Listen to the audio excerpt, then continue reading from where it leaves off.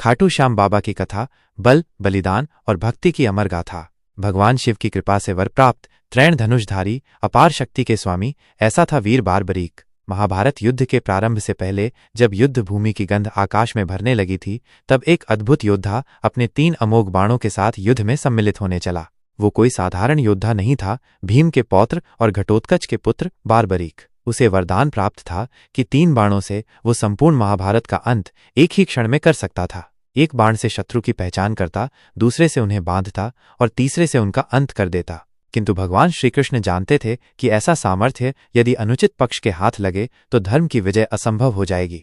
वे वृद्ध ब्राह्मण का रूप धारण कर बारबरीक के पास पहुंचे और उससे पूछा, तुम किस पक्ष से युद्ध करोगे? बारबरीक ने उत्तर दिया, जो पक्ष पराजित होगा मैं उसी का साथ दूंगा, क्योंकि मेरा धर्म है कमजोर का साथ देना। श्री कृष्ण मुस्कराए, यही तो थी समस्या। यदि बारबरीक युद्धभूमि में आता तो हर बार हारते पक्ष का साथ देता और इस प्रकार युद्ध कभी समाप्त नहीं होता, धर्म अधर्म में उलझ जाता। श्री कृष्ण ने बारबरीक से उसकी गुरु दक्षिणा मांगी, उसका सिर। बारबरीक ने बिना किसी हिचकिचाहट के अपना सिर श्रीकृष्ण को समर्पित कर दिया। ये बलिदान किसी युद्ध से बड़ा था। ये था त्याग, समर्पण और आत्मज्ञान का प्रतीक।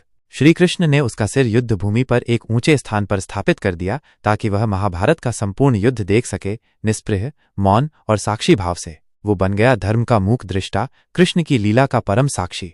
यही सिर आगे चलकर खाटू श्याम बाबा के रूप में पूजित हुआ। भक्तों का विश्वास है कि जो भी श्याम बाबा को सच्चे हृदय से पुकारता है, उनकी पीड़ा का अंत होता है। यह केवल पराक्रम की कथा नहीं है, यह आत्मसमर्पण की, भक्ति की और उस योद्धा की कथा है जिसने स्वयं को ईश्वर के